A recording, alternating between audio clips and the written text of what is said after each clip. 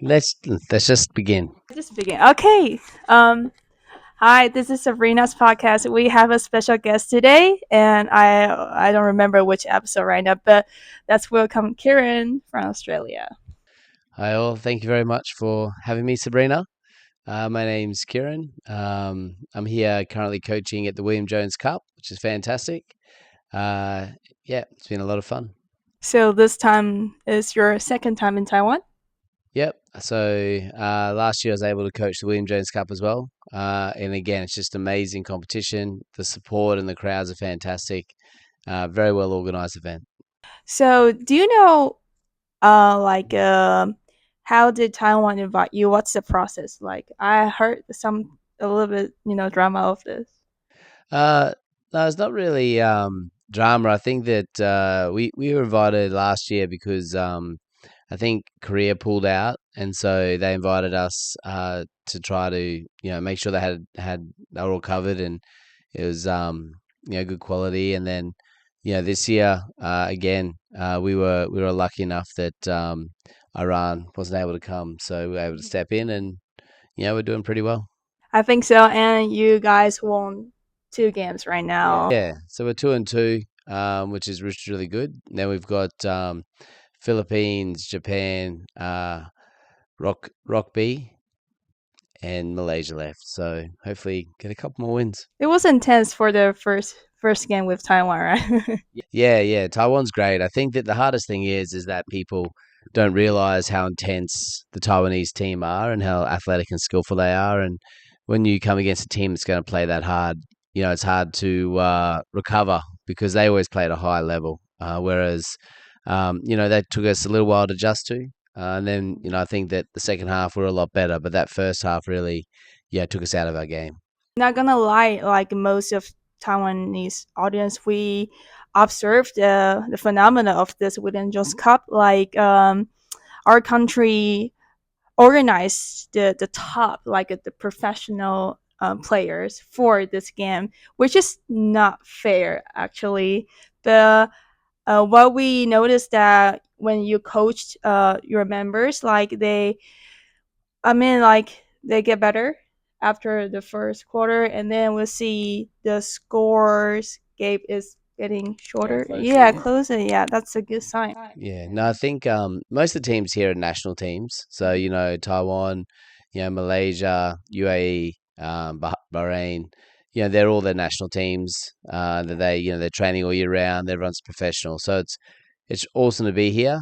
We can't bring all of our professionals because we're in season at the moment, but it's definitely a really high level and something that is a really good experience for the guys that do come. So, as a professional coach, I know you are, but when you face this, like a obstacle, how can you help the players to face it? Yeah, I think the only thing you can really do is get the experience. So we described it to them, we showed them video, we did scouting, we explained the differences, but until they're actually under the pressure with the crowd, being refed by high level FIBA referees, they don't really understand it and what's required, and so that's the biggest adjustment. So I guess coming the second year, I knew what to expect. But if we were able to come third, fourth, fifth year, then guys would also know what to expect, and I think it'd allow us to be a lot more competitive, in the top part of the competition. Yeah. And also, I watched a live game, and um,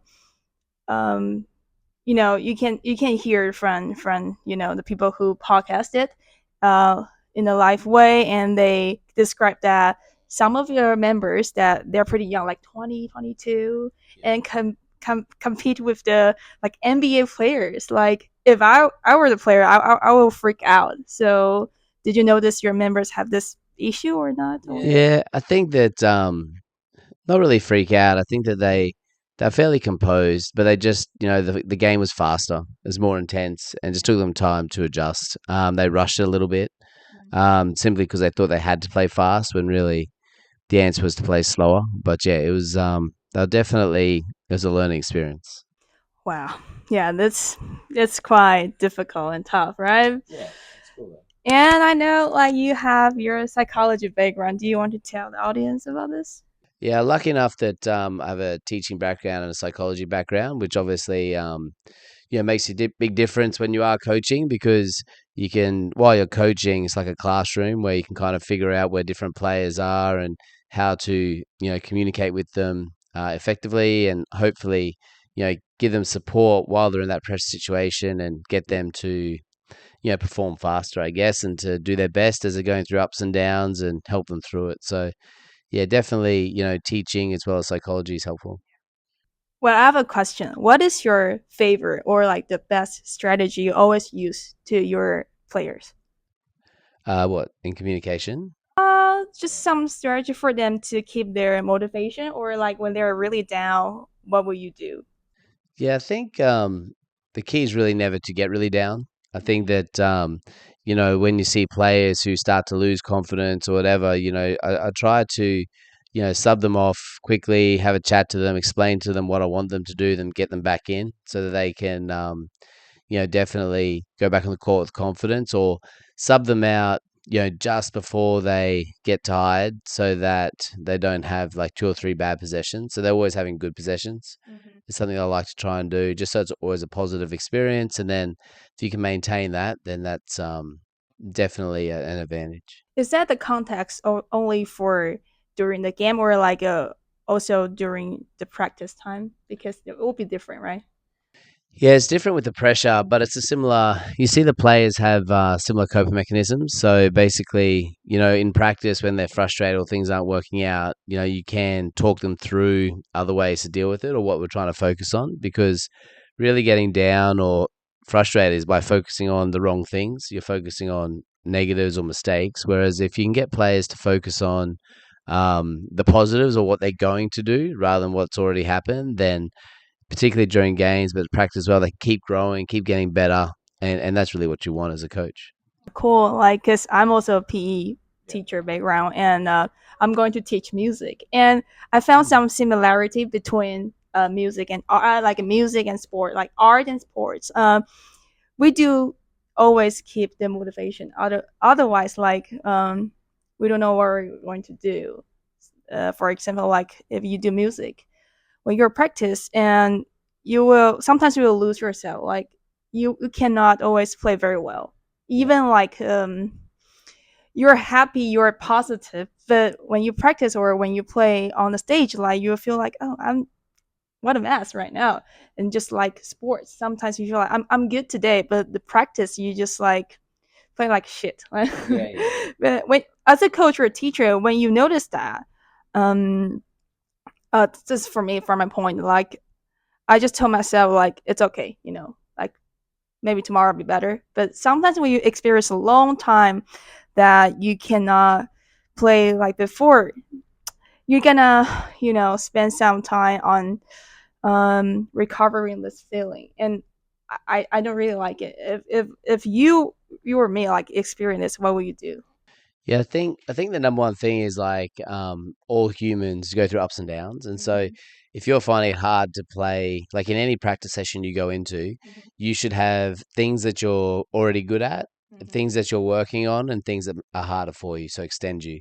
So and you don't do too much of any. So like on some days you might do some of the things you're good at, and then some of the things you're working on, and then really try the hard things, and you're feeling it, and you're like, okay, how do I you work it out and you're really into it. Other days you're going to struggle with the things you're only good at. So there's no point, you might go to the harder things, but you're not going to get it, but you just get through the patterns of, your fingers and stuff. But then you might at the end of it spend more time with songs that you're really good at, so you still have that positive feeling at the end. So I guess the key is to make sure that as many experiences as possible are pleasurable, like are enjoyable, and that's the best way to continue to enjoy whatever you're doing. If it's always hard, then yeah, it's very hard to enjoy it, I guess, because you're always up against it. It's always a challenge. But talking about enjoyable, and because you're coaching and you want to lead your team to, maybe get the championship, but for this time it's quite difficult. How can you balance you know the joy and the championship, that like this kind of stuff, like Like yeah, I think, just just because you're trying to win doesn't mean you have to win. So it's in the effort you put towards winning. So we talk about, yeah, you want to. Everyone wants to win a championship, but there's things you have to do to win that championship. Now, if you focus on those things, then regardless of the outcome, and you play the best you could play, that's all you had. And it's like, okay, now we can go back to the drawing board. We might work on different things or change some offense or defense. But right now, at any given time, that's the best you can do.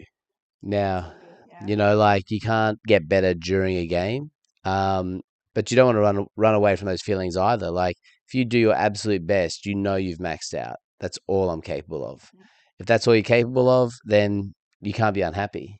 And then, as I said, you go away and you practice more and see if you can raise that level and then have another go. But the goal of practice is to be as good as you want to be, and then you test it and then improve it and test it again.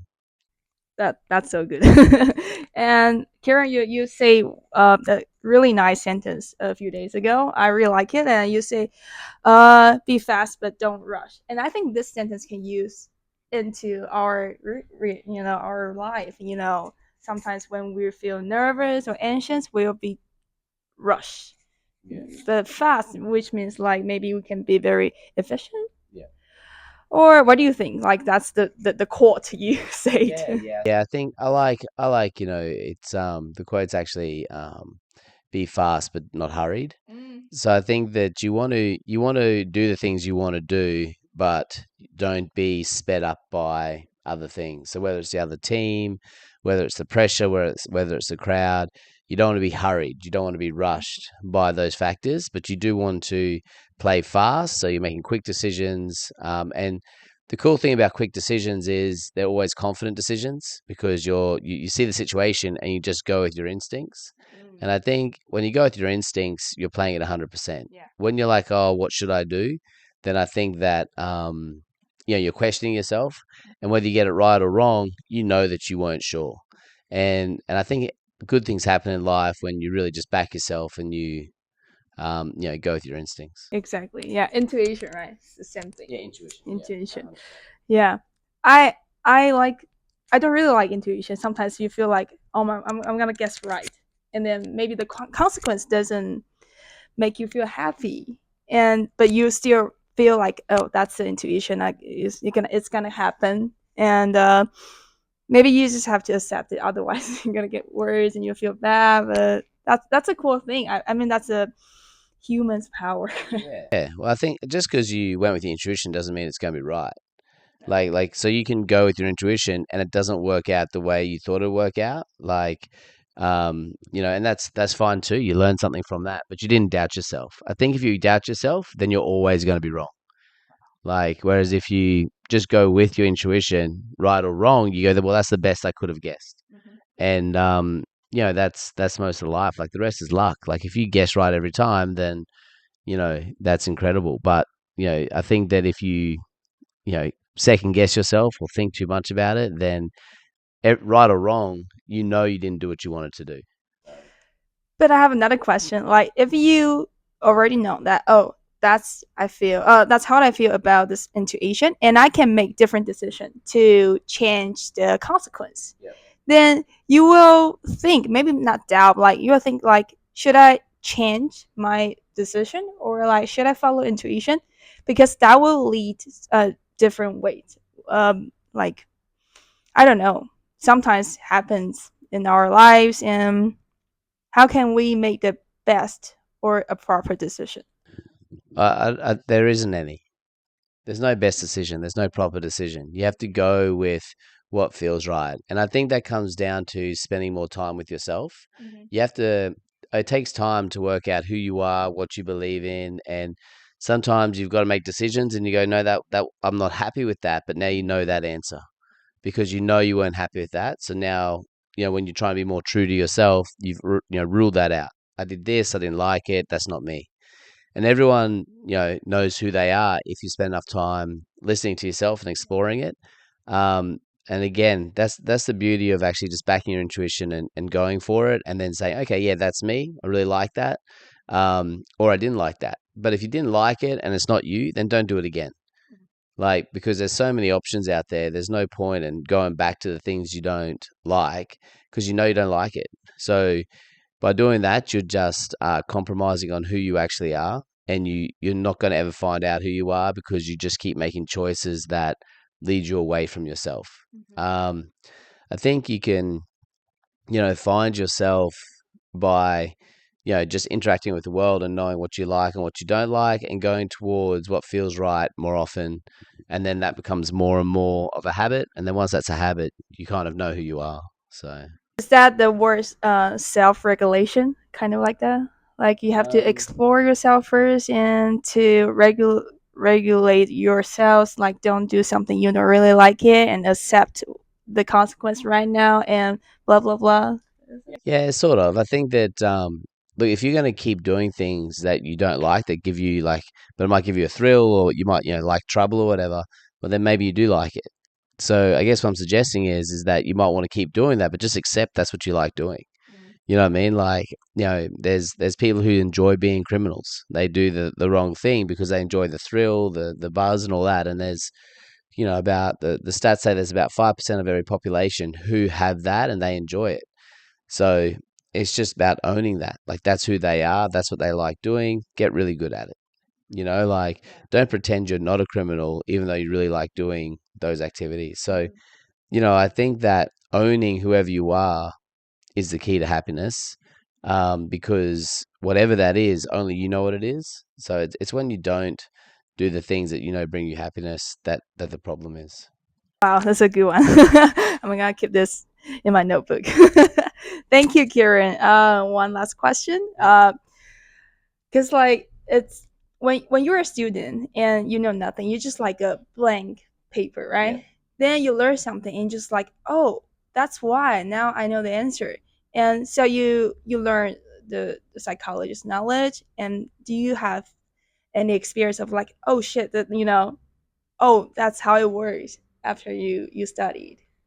I think so, but like it provides an explanation. Mm. But I think that you can find the same explanations if you're aware of how you interact with the world. So, Mm-hmm. how you interact with people, how you interact with information, how you interact really gives you really a good basis of who you are. And then when you read knowledge or read, psychology stuff or whatever, you're like, oh, okay, that explains this, that explains that.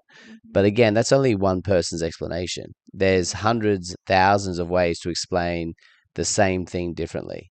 So, if you don't know who you are and how you want to interpret it, then you're never going to know what your truth is. You're just trying to find, like, have somebody else be the expert and tell you what Exactly. the answer is. It's crazy, like from maybe Instagram, Facebook, or YouTube. Like there's so many like they say that they're experts, like PhD, blah blah blah, doctor, and they have psychology background, and they explain about like some psychology of relationship, blah blah blah, and there are multiple informations. I think like audience or like maybe your friends, my family, like we cannot recognize is that true or not, is it fake or is that real, and I think that's not a good sign. Mm-hmm. Yeah, that's it. I think, social media now allows you to create whatever you want, and then you tend to live up to that or try to live up to that. And again, like if it's it might be aspects of you, but I think that the people who do that and it's not them eventually, run into trouble. The people who are, Yeah. actors and actresses and they love, being on show and all those things and that's their lifestyle, then I think that you can do that and you can be very positive with it. Mm. Or you can use it for your advantage. Some people use it to make money and they make a show and it's a job. But I think that if you're not really that showy, but you kind of pretend that you are. That's where you run yourself into trouble. Yeah, like you don't want to be on show, but you're putting yourself on show, and then you're waiting for people's likes and their approval. Then I think that you get in trouble. Whereas if you're doing it to make money and you don't actually care if they like it or not, you're actually using it as a business model. Mm. Like, what should I interview or what should I research? And that gives me likes and looks because that allows you to generate an income. That's totally different to generating self-esteem and how you feel about Yeah. yourself based on how many people liked a picture or something. It's pretty wild. Like it's like a digital letter, like in the social media, and they will tell you if you do this, this is the consequence you're gonna face. If you do that, you'll be fine. Then you will think about like, should I follow this letters? Should I follow this road? And or should I just be myself? If I be myself, is there any bad thing gonna happen in my life? So you are aware of something like that if you have a good awareness, but if you don't, I think that's will cause a big problem, like maybe for kids, for students, they know nothing, they just follow all the social medias. And that's the thing, like we really want to teach our students, you have to identify the reality and the real knowledge, or like is that just AI stuff, it's crazy. Yeah, because everything can be AI, right? Like you can change your face, your body, your voice. You can change everything. So you never actually know what is real. And if you follow things that aren't real, but I'm encouraging people not to follow anything. Follow yourself, follow what you want to do, make your decisions from your perspective, from who you are, and then then you can figure out your life. Whereas if you follow other people, then you're gonna be unhappy anyway.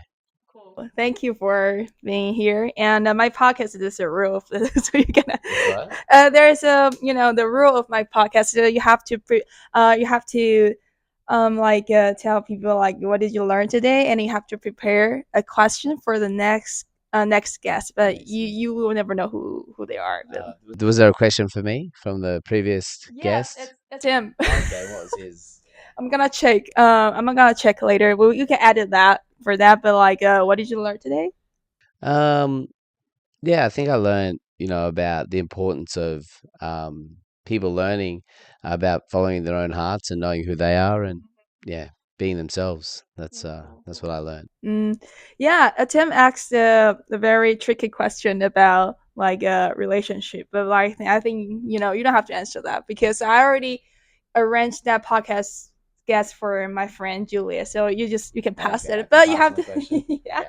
but you have to prepare the question for the next guest. Uh, the question for the next guest. Yeah, you will never know who they are. All right. What is the scariest thing you've ever done? Wow. All right. Is that a question for me or for the guest? For the guest. For the guest. Cool, cool. Okay, thank you for being here. No Let's see you problem. next time. All right. Bye. Thank you.